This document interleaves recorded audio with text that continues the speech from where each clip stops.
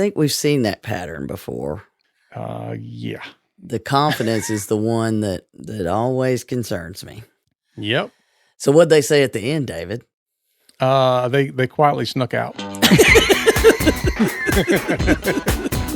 You're listening to the Help Me with HIPAA podcast, where HIPAA and humor collide to make learning fun. Your delightful hosts are Donna Grindle and David Sims. Relax, HIPAA help is on the way. Welcome to episode 380 of the Help Me with HIPAA podcast. My name is David Sims of HIPAA 4 MSPs, and joining me is Donna Grindle of Carden. Welcome back, Donna. Well, I'm glad to be here, David. Thanks for having me on your podcast. It's always great having you as a guest. And today... That's good stuff, man. Good stuff. Yep. Sometimes I feel like I'm a guest in my own home, so why not be a guest on my own podcast? Me too. Me too. Oh, man. So today we're going to be talking about, I don't know what, things to go click in the night. Yeah. Yeah. One click. That's all. Yep. There's an injury attorney that does that. One call. That's all here in Atlanta. Yeah. One click. That's all. Yep. So for all you clickers out there, if you're not one, you know one. Oh, yeah, you do. And if you don't know one, then you're the one. There's an overclicker in your life. You know that there's going to be. Yeah. Yeah. I can tell you exactly who mine are. I won't say, but a member of my family called me last week and they said, I keep getting this message that my Facebook account has been shut down, even though he's messaging me from Facebook. And and I keep trying to call Facebook's phone number they give me and nobody's answering. Oh, my. I was like, I'm going to stick a knife in you. Stop. But anyway, unfortunately, this person will not be attending the Privacy and Security Boot Camp. However, if you've got any clickers in your life, you might want to send them to the Privacy Boot Camp. Oh, no, you want to come so you can manage the clickers. I think we would overwhelm the clickers right away. Yeah, I know. So what are we going to do when they take mice away? You know, so you're not clicking anymore. Oh, then they'll be tapping. Yeah, the tappers. Mm-hmm. Then it'll be tappers. But anyway, the Privacy and Security Boot Camp is a 3.5-day in-person event, March 12th through 15th of 2023. It's going to be fun. Yeah. If you want to know why it's not in September, it's in March. That's another story. We can tell you. Just send us an email. Somebody clicked on something. It was an overclick moment. Not on our part. But people are being very nice to us because they overclicked. Yeah. But so before we get into a session of the week that we're having there, I do want to say that you can find out more at PrivacyBootCamp.com. Also, thanks to our donors and those who help keep the show on the air. We appreciate it. Oh, that's so nice, David. So let's talk about the PriceX session of the week. So we've been going through these different sessions that we're having, and one, probably your favorite, is the Murphy's Law Day. Yeah, we're going through each day, and if you're listening today and you hadn't heard the previous, we take you through it, go back the last 4 podcasts, and we'll explain it. But today we talk about Murphy's Law Day. What can go wrong will go wrong. Mm-hmm. Yeah. As a matter of fact, our entire show is going to be things that went wrong. No, right? But Murphy the hippopotamus will be our mascot, who's already our mascot, will be the featured individual for the day. Have you got like one of the costumes made yet? For you to wear. So, if anybody knows of a used moose costume out there, maybe some team mascot is not using anymore. Well, we need to find a giant lasagna noodle for each side of your head. That'd be interesting. Yeah, it's kind of like being Princess Leia with 2 cinnamon buns strapped to your head. We'll have to find 2 lasagna noodles to put on yours. Yeah, we could do that. All right. So We start Murphy's Law Day with a compliance gap analysis exercise to say, what have we not covered in the previous 2.5 days that need to be addressed still? Yeah, which most people should understand what a gap analysis is, because that's usually what you do when you try to pass it off as a security risk analysis. Yes, indeed. A gap analysis is not a risk analysis. So the previous day, we'll be doing risky business risk analysis, and then finish with a compliance gap analysis exercise so that you know the difference. And one of the big things that will be a glaring gap will be incident response, disaster recovery, and business continuity, because we've saved it for the rest of the day. Yeah, I'm looking forward to this one. Yeah, so we're bringing in our friends over at Black Talon are joining us and doing a tabletop exercise, like a real tabletop exercise. I'm bringing my jump rope. We're going to have him jumping rope through the entire event.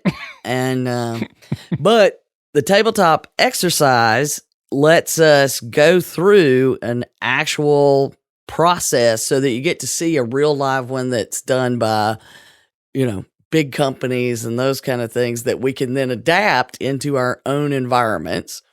So I'm really looking forward to participating, and it will be a participatory event of, all of the things that we do in our PriceSec Bootcamp are intended to be interactive, just so you know that it's not just this boring lecture stuff. There's a lot going on. We'll do the exercise, and then we'll follow that up with the administrative and technical review of how things went in the exercise. So you get the complete package, and we're going to do that, the rest of the morning, early afternoon. And then we end our event by talking about the importance of creating that culture of privacy and security and being a leader in that. And then we really bring in the big guns. Our OCR investigator friend, Allison, will be there to do a Q&A. So we're going to explain how an OCR investigation works. We started it with the investigation questionnaires. So along the way, you can build your questions, because she'll also be handling some Q&A of how the investigations work and the kinds of things that the questions that come up. And she will do the best she can to answer as much as possible of our questions. Yep. And it's one of my favorite parts of the whole process is we're all done, and then we get to toss all that crap at Allison. Because we like her. This is where all the hypothetical questions come in. And she does start, with, I have enough work to do. I'm not here to get any new work. But we have all of that exercise, which is a great opportunity for you to really tie everything together from the regulatory standpoint.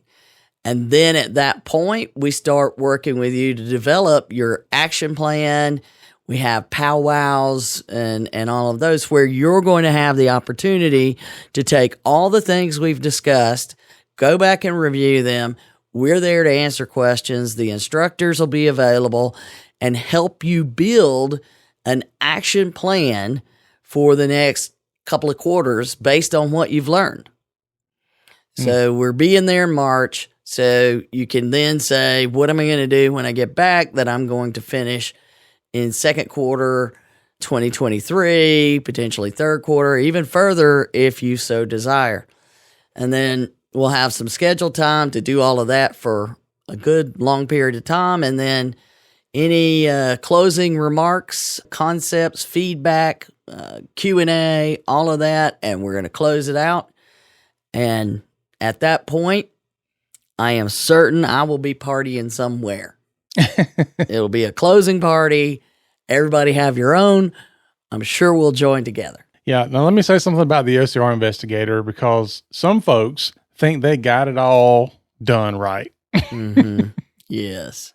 So I had OCR come to Charlotte a couple, well, I guess pre-COVID, had him come to Charlotte, and there was a group that came to the event, and they walked in the door. They found out that there were not going to be CEUs for this event in Charlotte, so they turned around and was getting ready to leave. And I said, "Wait a minute! Don't you want to have an opportunity to talk to OCR investigators and ask your questions? This is a pretty good deal for you to take advantage of." And there were I think there were 4 ladies from the same office. It was kind of a medium-sized practice. And they were like, "Oh no, we got HIPAA down. We don't, we're doing everything right." And I'm like, "I doubt that. You should probably hang around." We weren't there 30 minutes. And before we even got into the HIPAA conversation, the first part of the presentation was about civil rights. We had already found out that they had civil rights violations going on.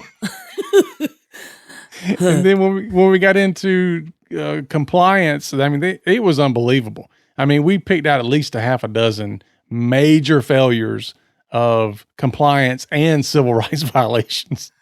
So both HIPAA everywhere. So HIPAA compliance. We've got it covered story went.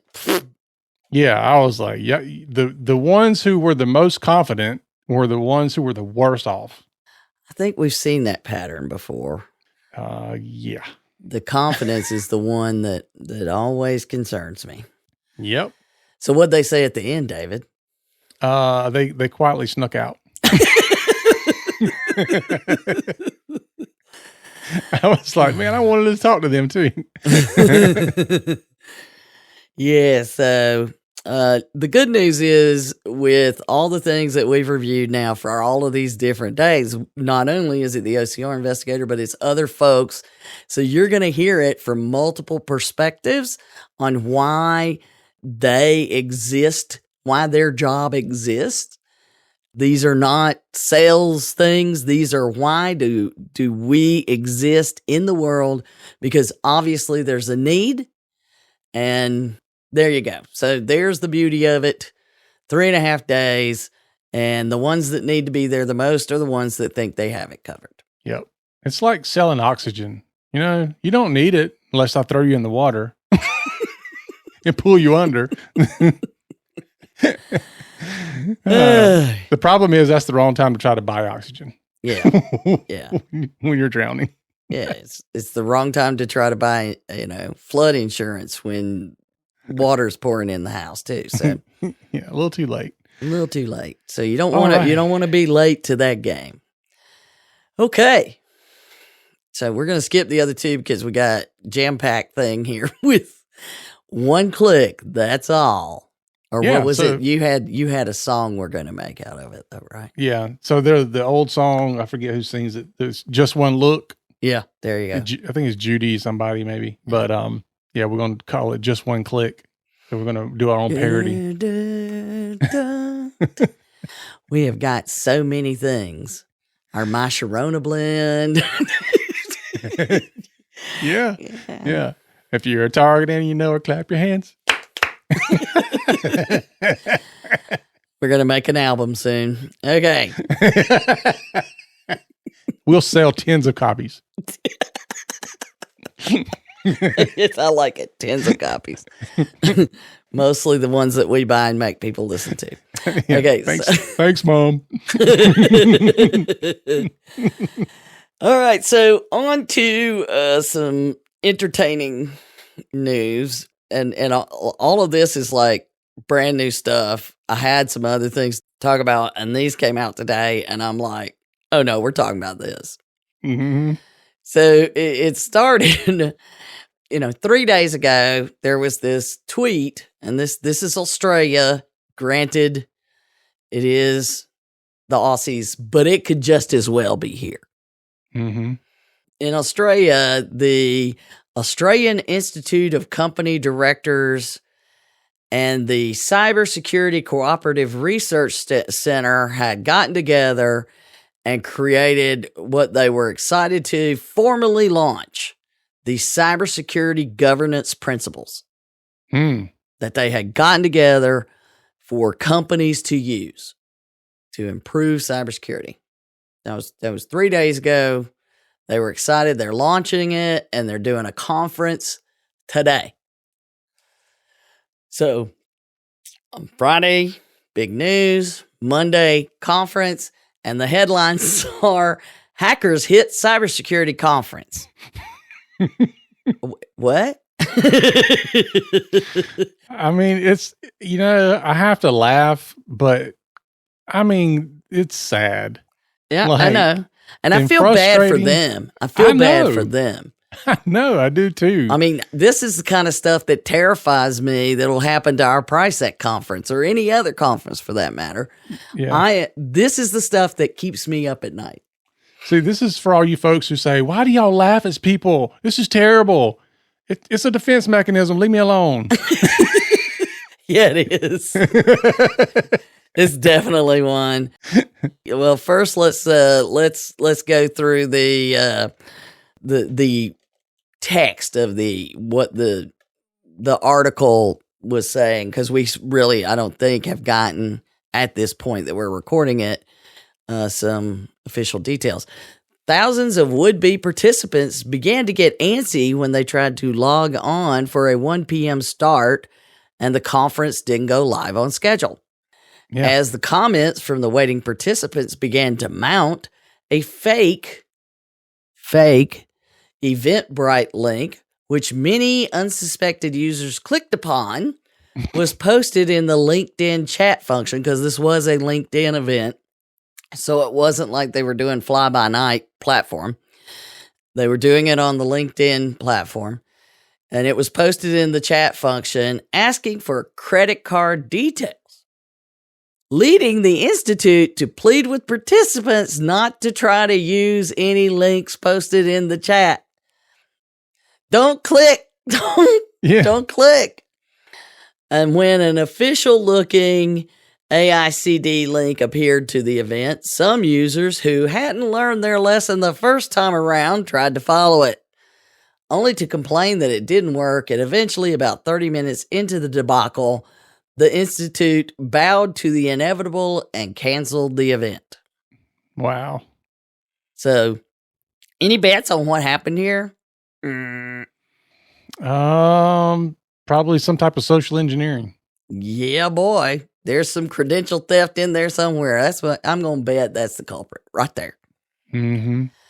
But we're going to be watching it because, wow, I want to make sure we are prepared for the same thing happening to us anytime we're doing things. Yeah, I mean, I want to give them kudos because they said they had thousands of would-be participants. That's pretty impressive. Yeah. I mean, that's impressive. Yeah. And I feel so bad for them. But at the same time, we would be, angry and laughing at ourselves. Or this is the perfect public stunt to make people see just how much this is needed. I think it's brilliant. I think they should do that. Yep. They'll get everybody's attention, that's for sure. Yep. So turn it into that. Who knows? Yeah. So still, was it a stunt or was it for real? Yeah. It's one click and it opened the door to something. And the people that were clicking it were one clicking it too.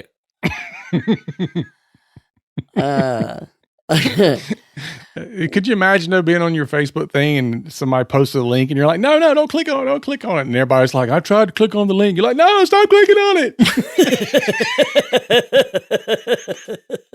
I mean, it's like a train wreck in slow motion.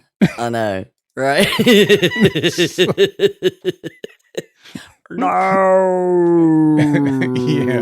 What's wrong with you idiots? Stop clicking. Don't do it.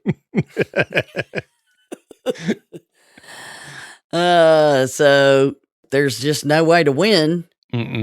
Sometimes, and we're well aware of it many times, that it only takes one click at any time by anyone and it opens the door, which is not good. It's, what is the pogo saying? we have found the enemy or whatever. There's a privacy website called Pogo Was Right. And it shows the cartoon, Pogo the cartoon. We have met the enemy and he is us. Yeah. Very much so. Yeah.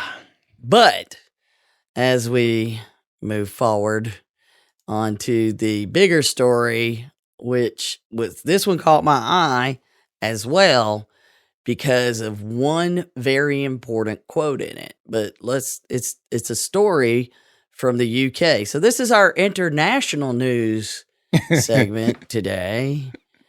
But this, again, we're talking about this. Yes, this has helped me with HIPAA, but there's so much we discuss that really applies to everyone. And so the UK Information Commissioner's Office released this article about what happened and why they fined a company £4.4 million. See, I got that right. 4.4 million pounds. Yeah, that's a few tons.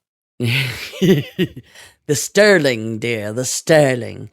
But Interserve is a British construction and support services business that exposed information for their 133,000 employees. Mm-hmm. And they considered potential factors for reducing that fine, apparently, in this announcement. But they quote, "No reductions were made to the final amount."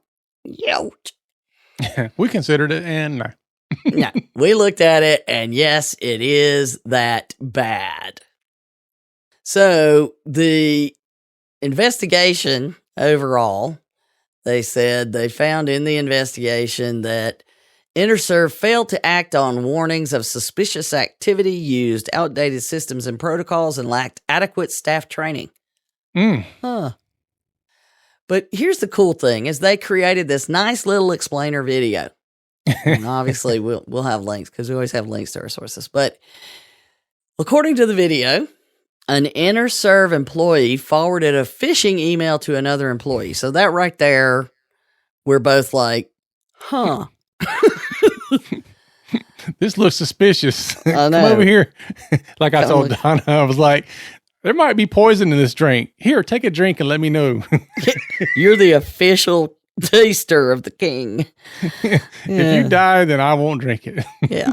If you're fished, I'm still good. Well, it turns out, no, not so much. Yeah. Because the other employee opened it and downloaded the attachment. It's not clear whether it was an actual attachment or a link to one. His name was Mikey. He'll click on anything. Now, another thing that we can parody, which installed malware. Bada boom, bada bang. That opened the door. The attackers were able to go nuts. They compromised 16 accounts, 283 systems before launching the ransomware attack that locked everything. But wait, there's more to the story. The company's antivirus quarantined the malware when it was first launched and sent an alert. It said, hey, we saw this happen. We're quarantining the email. You should look into it. But no one took it seriously. No one looked at it, or they just blew it off if they did, which we both know. And so what do we both realize that everyone should know, if you're a listener here, that what you just heard was the story of the success of the check the box compliance. Yeah. That is a success or lack thereof story of what happens when you do check the box security. Mm-hmm. We have an AV. Yep. It's the difference between truly managed and unmanaged. Yeah. I mean, we're supposed to have an antivirus program. Okay, we got one. Yeah. I mean, if you're not going to look at it, just go buy something off the shelf somewhere. We're not even that. Just don't even do it if you're not going to look at it. I mean, get something free and see, because you might as well just be handing it out. Just, Yeah. Yeah. Well, it's that overconfidence that your tools are going to protect you. Yeah. Or that you've done the compliance work, so you're good. Mm-hmm. You know, somebody checked our compliance and we're all good. We passed 6 months ago. Yeah. So the investigation found that they weren't doing risk assessments, they weren't training the staff, or patching software. Yeah, never mind. They didn't pass. Well, they did risk assessments, but they were probably a gap analysis, not a risk assessment. Yeah. They had paperwork. So to me, I saw this as the perfect ingredients for an attack. And I made note because I had this thought that they were like sitting ducks waiting for the hunter to find their pond. Mm-hmm.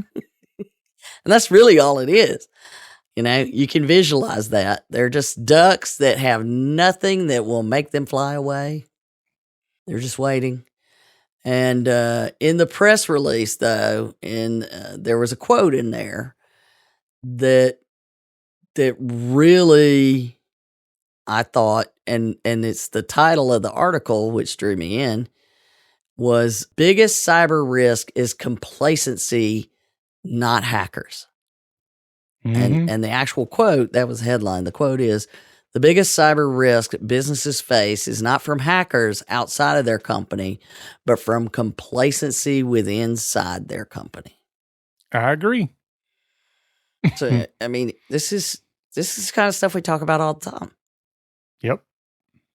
You know, that it's, you know, that list of, well, you know, HIPAA schmippa. Yeah, it won't happen to me. We're too small. Nobody wants what I have. I was at a family reunion thing this weekend when one of my cousins said, I'm glad I don't have anything important on my computer. And I'm like, they want your computer. If they have your computer, then you're part of a bot, a robot network that attacks other people and governments.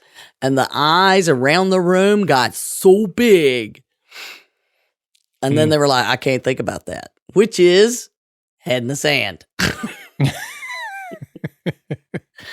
Yeah. I had somebody ask me, it's one of those questions that kind of takes you by surprise where you can't answer it immediately because you're too busy going blink, blink, blink, blink, blink.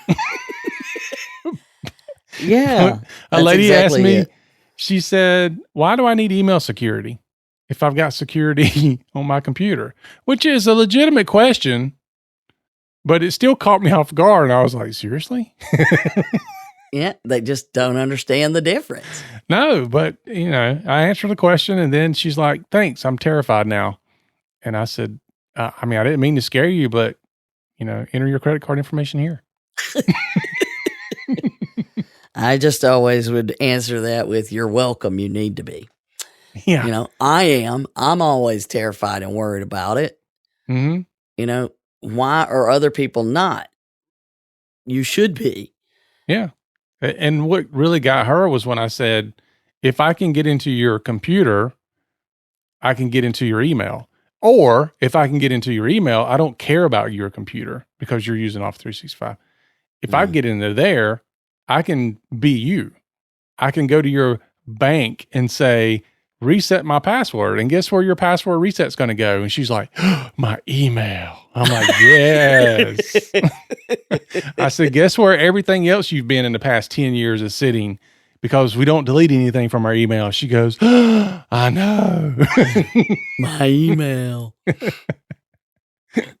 Yeah, I mean, it's absolutely the case. And, you know, we have to find ways to bring everyone into the cybersecurity team. We say this over and over and over, but we are in that place today that everyone needs to understand, which is, you know, one of the sessions that we're doing at the PriceSec boot camp is all about how can we bring more people into the concept of you are on the cybersecurity team, you know, to get that understanding rather.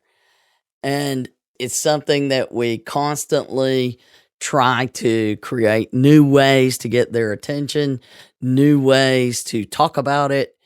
And, anything that is a good thing, there were tons of things that came out, during Cybersecurity Awareness Month. There were some cute ones.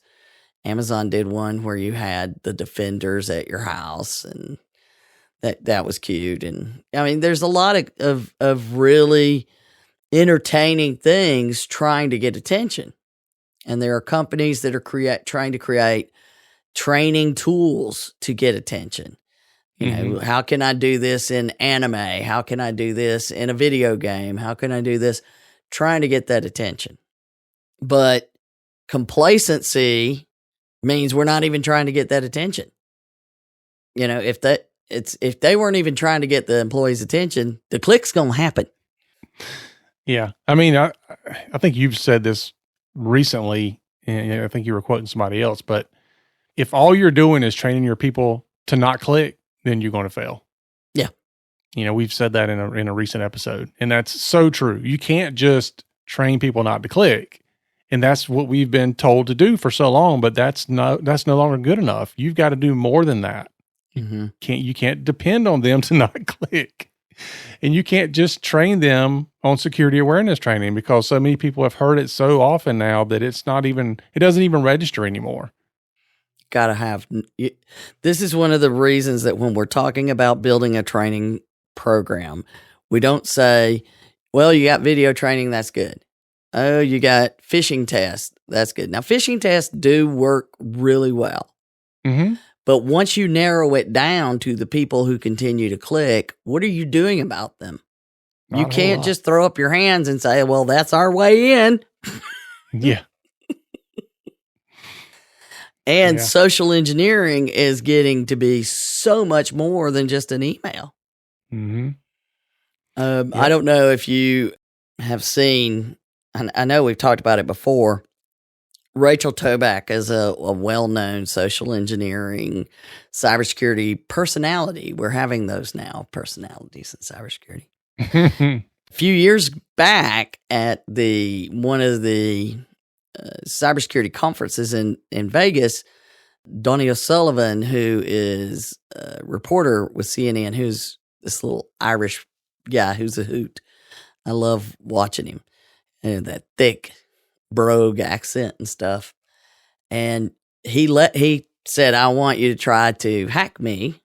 So a few years ago, not only did she hack him, she moved points from I think one of his hotel points, moved like 200,000 points to hers, changed his seat to a middle seat in the back of the plane for his flight home, and did all of these things through social engineering. And she literally did it while they filmed her doing it. You should watch it.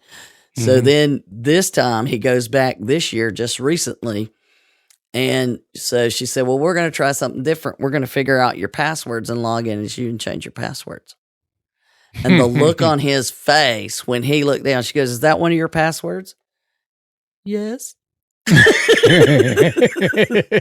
And you see him look at the camera like, holy crap, how did they, and they were able to go in and change his passwords at multiple sites because they knew how to reiterate it. And watching him watch them is priceless. Mm-hmm. So to me, showing the staff that video, awesome. Mm-hmm. That's the kind of things that get people's attention. But doing something different, that's the key. Agree. Thank you. Yeah. Doing what you've always done. It's going to get you what you always got. Speak it. Preach it. You got it, brother. So with all that in mind that we've talked about, there were many ways that this company could have prevented or at least mitigated this situation. Limited the impact, or what is it they say? Because they say left of boom, right of boom, and the blast radius. That's it. Mm-hmm. Of a cyber attack. You got left of boom, all the things you can do to stop it. Right of boom is all the things you have to do to deal with it. The blast radius is the impact. Yep.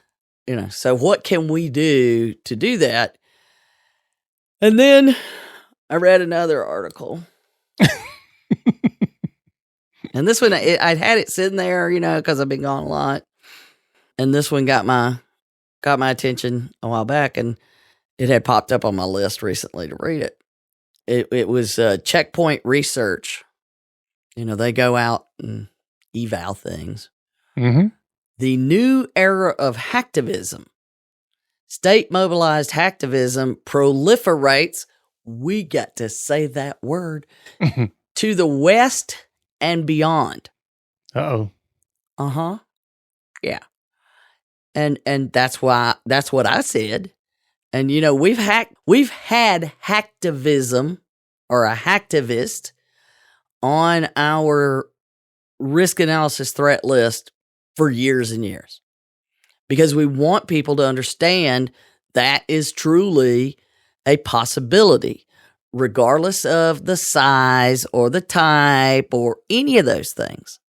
You could land on a hacktivist radar, and that means they aren't attacking you from the criminal financial perspective. They're attacking you from the activism of something that you stand against, something they support in their minds. Whether you do or not, it's irrelevant. Mm-hmm. So anonymous, everybody knows that. What's the mask? The yeah. Guy Fawkes. Yeah, Fawkes. yeah. That's that one that has the famous line you love at the end. Yeah. Yeah. I killed you 10 minutes ago. Which is basically what the antivirus program told them. Yeah. The other company. Yeah. V for Vendetta. Good one if you hadn't seen it. Yeah. But that's what everybody knows is hacktivist. But the thing that this is showing, what the researchers are saying, is that's now no longer the standard for hacktivism. These are formal, mobilized by the states, like the nations, groups with organizational structure, all kinds of sophistication. And their attack targets had been in the Middle East and Eastern Europe, but now they're moving to us and our allies. And this is the core that they listed, all the things that these groups have that makes them be these organized entities, a clear and consistent political ideology. So whatever it is, they believe it, and they believe it very strongly. A well-designed hierarchy for members and leadership, so they have an org chart. A formal recruitment process, tools that the groups provide to their members. The groups and the individuals are both aligned on what the targets are, and they even have robust public relations operations to publicize and promote their successes, including on major media channels and websites. Wow. I mean, this is fully, Anonymous was like a loose group of, hey, you want to be a hacker? You want to target some? Come join us. And nobody really, there was no real organization, although people kind of visualized it that way. They would say, hey, I want to do this. Anybody join in? You join in.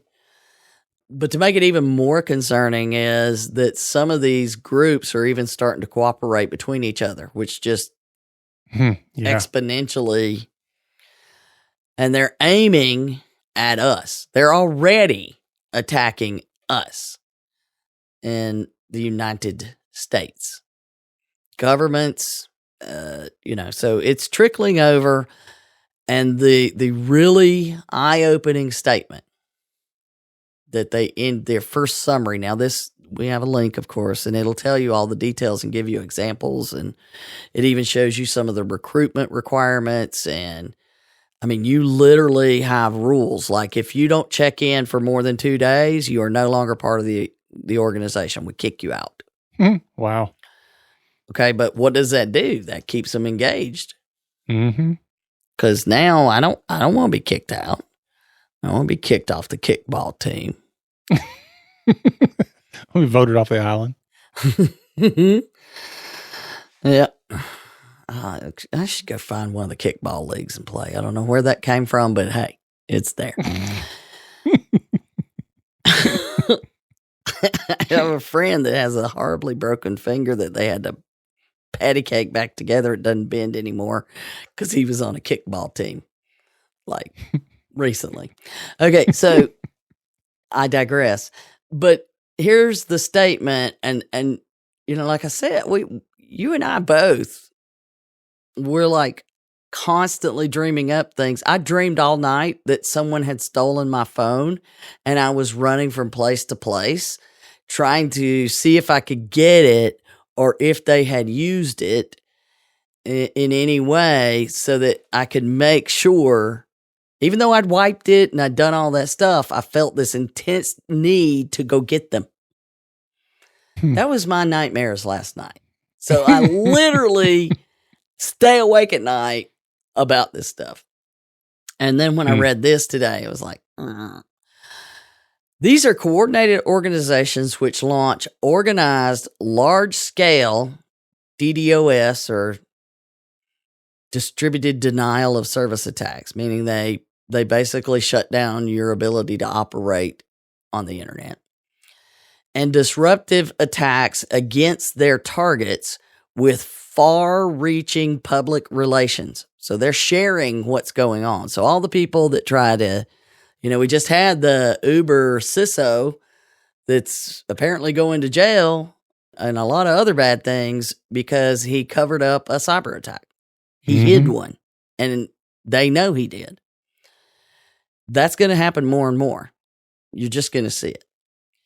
But the last sentence here, therefore, government agencies and organizations should consider themselves duly warned. We're just going to let that sit for a minute. Yeah. Just marinate on that one. Well, people don't think that they're going to end up on these hacktivists as the target. I mean, you could have one person in your company say something on social media that offends somebody or gets forwarded and forwarded and forwarded and forwarded and forwarded like the phishing email until it triggers one of these responses. And they're growing right now, moving towards us. And the only rules that I saw on these examples was you couldn't attack our friends. Yeah. You can't attack our allies, but if they're not our allies, it's free for all. How long before you think they would want to shut down a healthcare organization or a business, an accounting firm, a law firm, any number of things, and hold them hostage in the press? Yeah. Why not? Why not? Let's don't say that, David. Why not?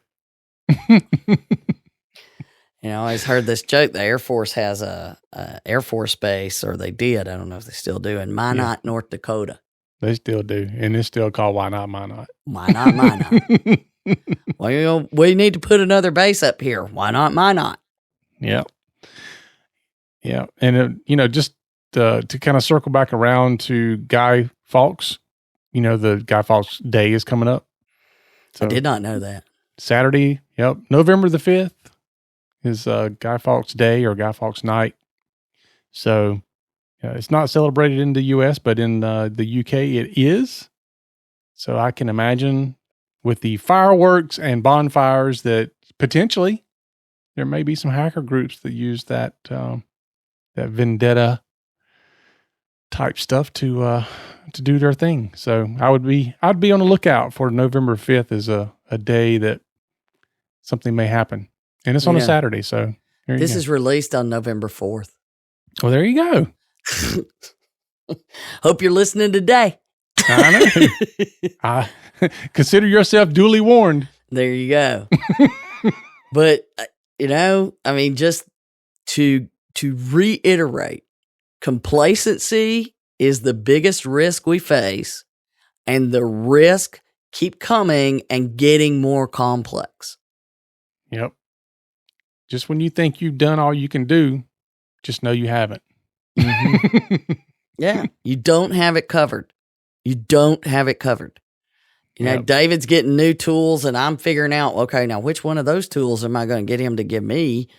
You know, because, you know, and there's a reason I am always worried about securing things. Yeah. Yeah. Well, the sad thing about it is that, you know, I'm getting these new tools to replace tools that I only had for like 2 years, but that's how fast things are changing. Mm-hmm. Like these companies that aren't keeping up, they're like, oh yeah, they were fantastic 2 years ago. They haven't really done anything to keep up. So guess what? They're gone. I gotta move on to bigger and better things. And there's plenty of vendors that we've all experienced that. I mean, I love this vendor, but they kept promising new things. And then 2 years later, there was nothing new. I had to leave because I had to keep up. Mm-hmm. So, Yep. And if you think vendors can't keep up, imagine about the educational system that's trying to train people to be cybersecurity specialists. yes, please. If you know, one of the big things they did a push on during Cybersecurity Awareness Month was education.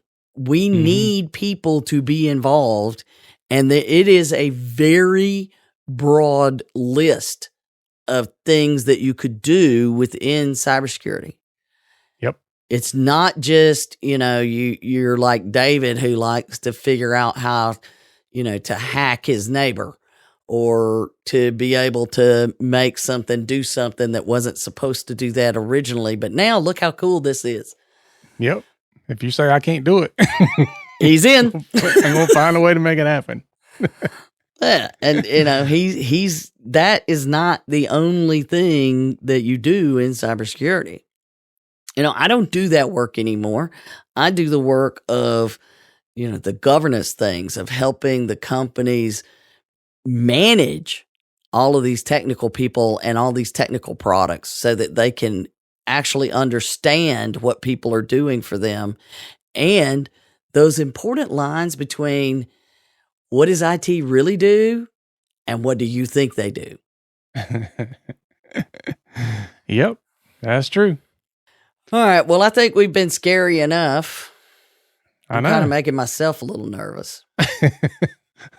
All right, folks, that is our show for today. Thanks for listening. Remember to rate our podcast and share us out.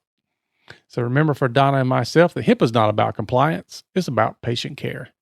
You've been listening to the Help Me with HIPAA podcast, hosted by Donna Grindle and David Sims. The show created to help you with HIPAA. For more information or to ask us a question, visit our website at helpmewithhipaa.com. Neither Donna Grindle or David Sims are attorneys, and they do not offer binding legal advice concerning regulatory compliance. The information in this podcast should not be relied upon or construed as legal advice in any way. Consult your attorney for legal advice concerning compliance with HIPAA regulations.